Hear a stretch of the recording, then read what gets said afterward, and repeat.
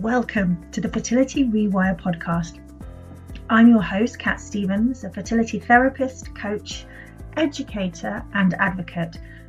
What I hope for you is that the journey you are on can become simpler, less uphill, and through sharing information with you, I can not only start to give you the answers, but perhaps more importantly, arm you with the questions you didn't know you needed to get you the right information to guide your journey. You can find me on Instagram and other socials at Fertility Rewire and via my website fertilityrewire.com, where you'll find free resources and ways to work with me, sign up for emails, and where you'll be the first to hear about what's happening in my clinic and latest offers. I really hope you enjoy the podcast, and if you want to get in touch, you can reach out in comments on your podcast platform, on YouTube, or you can drop me a line at kat@fertilityrewire.com. Hi, and welcome to episode 52 of the Fertility Rewire podcast and YouTube channel. If you haven't subscribed, then please do to either your podcast channel or YouTube, and then you'll get to hear straight away when new episodes are released. And if you join the email list at fertilityrewire.com, you might get to know even sooner. So in this episode, I wanted to talk about how fertility can be more than one thing. So when you're trying to get pregnant and it's not working, you're looking for the cause, and you're looking for a cause generally. So it might be that you get a diagnosis like endometriosis or polycystic ovary syndrome, or it may be that your cause is unexplained. As I've said very many times, there is always an explanation. We just have to know that we're looking in the right place. And more, what I'm seeing with clients, in fact, all the time really, is it's hard to say the one thing that might be affecting your fertility. When you think of all the factors involved in fertility, for example, nutrition, which is massively underplayed, your vitamin B, specifically your folate levels, your vitamin D, your vitamin C, your antioxidants, all have a huge impact on your fertility. And there's lots of research looking into that, or has looked into that before. So optimal, I mentioned that in last week's episode, optimal nutrition levels are really, really key for both male and female. Remember, 50% of fertility problems are reported to be female related, 50% male related. Actually, that's wrong, because now my maths has gone all wrong. Sorry, a third female related, a third male related, and a third a combination of the two, which you could put to 50% on each side, I suppose, in a roundabout way there. So when we're looking at aspects affecting fertility, yes, we're looking at nutrition. We're looking at nutrition for both male and female. And don't forget, any nutritional changes you make are going to take 3 to 4 months to make changes to your cells, because that's how long a cell cycle is. So the egg and the sperm are cells. Also, how your body is functioning, full stop. So we look at the digestive system. The liver has a huge role to play in supporting the body and may have an impact on fertility. When we look at the pelvic space, so look at how you're sitting, how you're standing, your postural aspects may affect the position of your uterus, blood flow to your uterus, lots of different aspects that could be affected there. And of course, we come back to stress and the effect that stress plays, specifically on testosterone, on progesterone, also on thyroid function that we talked about last time as well. So we can look at the physical aspects and we can look at the emotional aspects, and they do have an effect on each other. And that's really, really important. And as you know, if you've listened to me before, I am not just going to tell you to just relax, because we know that that is not a possibility.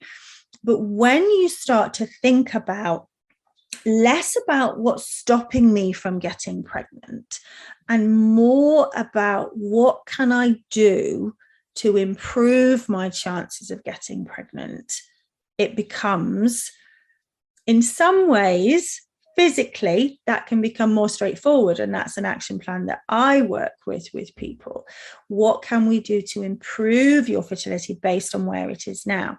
Let's look at your cycle. Let's look at these test results that you have. And what can we do to improve this? What can we do to bring this into an optimal place? But also, and this becomes a bit of an issue with, I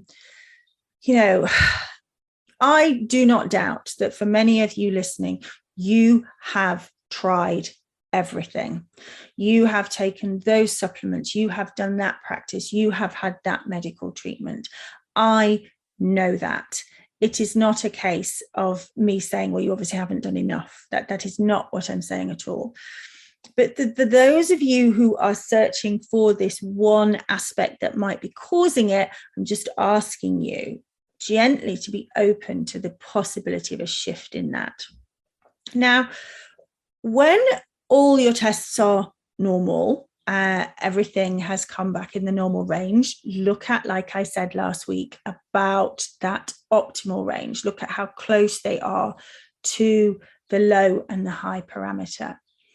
Let's look at your cycle length, and let's look at your cycle length in detail. So we want to see that the luteal phase is longer than 10 days, ideally 12 days or more.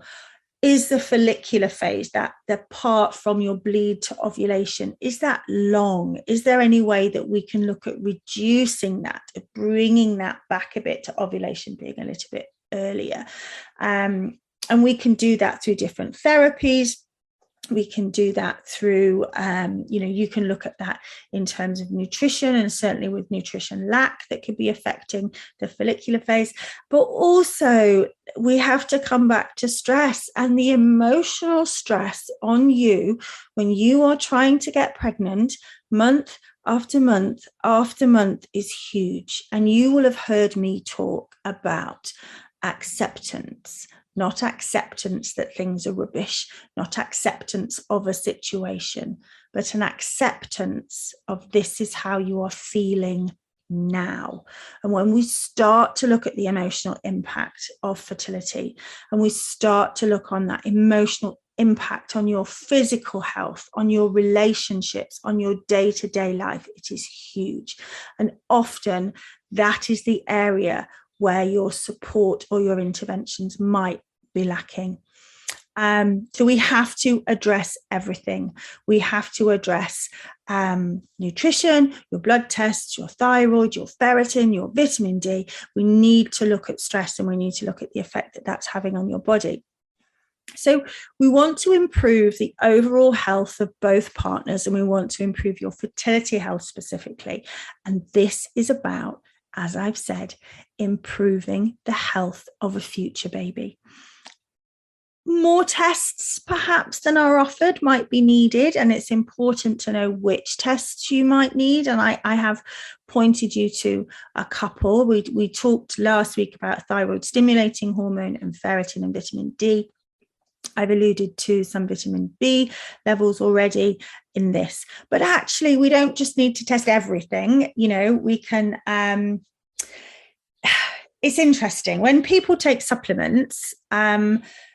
Do you just take a supplement because you've had a blood test that's shown that you're not at optimal levels, or do you take a supplement and see how you go? And actually, in most cases, that's pretty much what we're looking at. Let's look at your supplements for about 3 months and see if there have been any changes to the cycle, see if there's been any changes.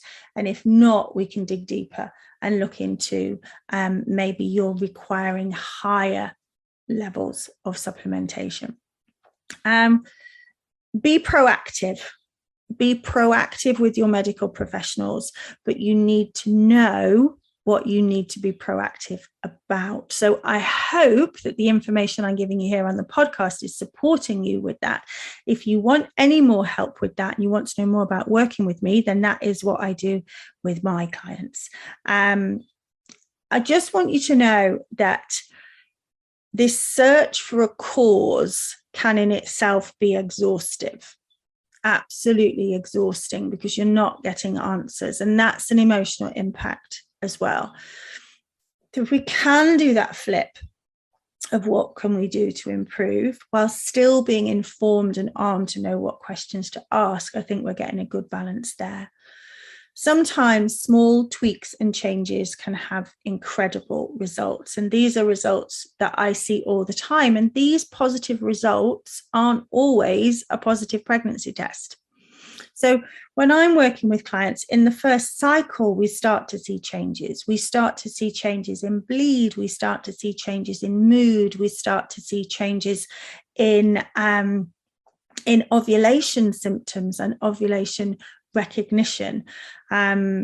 Premenstrual symptoms are a massive indication that we've made a change, generally to the strength of the luteal phase, generally to the strength of that progesterone. Improved relationships with your partner, improved intimacy, that it's not a chore every month when the stick says it's time to go. You know, these changes are huge and serve you well in your life, generally, in your fertility journey, but also hopefully when you are parents as well. We see changes in test results if we're getting tests redone, see changes in energy levels. This is something huge in an awful lot of my clients. And we see changes in the reduction in stress. And as I've said to you before, this is without just bloody relaxing, really. You know, it's not about relaxing. It's not about doing special breathing necessarily. It's about really taking on those tigers, you know, that I've talked about, and taming those tigers. So we tame our tigers, we reignite our relationship. There's so many subtle changes that you can make. And often when you start on, as I've said, you may be on this journey and you may have been on this journey for a long time, but if you just start to take a slight detour, a slight different route, you might be surprised of the changes that can occur. Your outlook can become quite different. And I put my hands up here.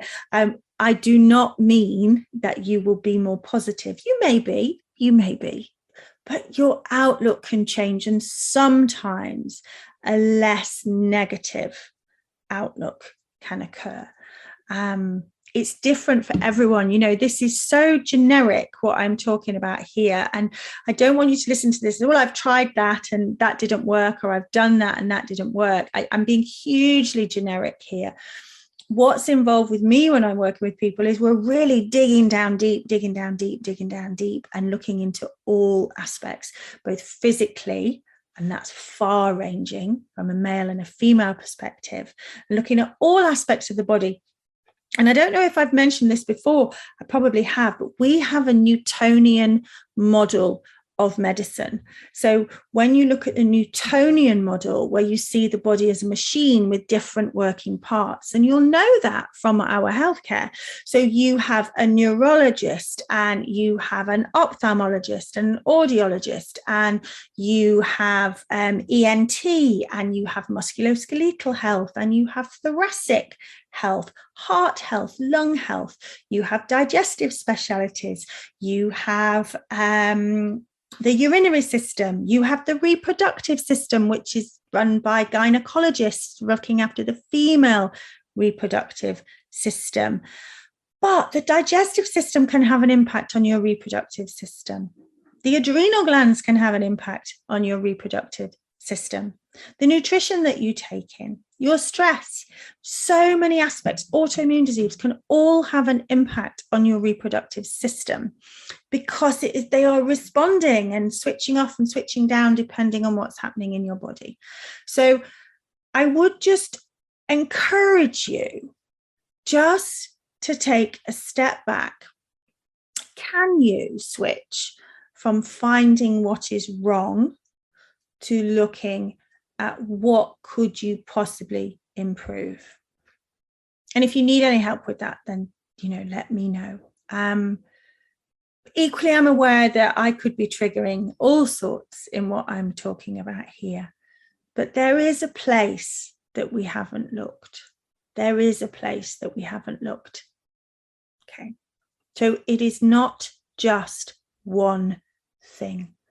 It might be a whole host of things. Our bodies are amazing and complex and fantastic, and our mind works to protect us from so many things that perhaps we don't even know it is protecting us from. And that is why a mind and a body approach is so incredibly crucial when it comes to your health, when it comes to your fertility health, and when it comes to the health of a future baby. Short episode today. Take care. You've been listening to the Fertility Rewire podcast. I really hope you found it helpful and perhaps thought-provoking. Feel free to reach out and connect with me on Instagram and other socials at Fertility Rewire, or drop by my website, fertilityrewire.com.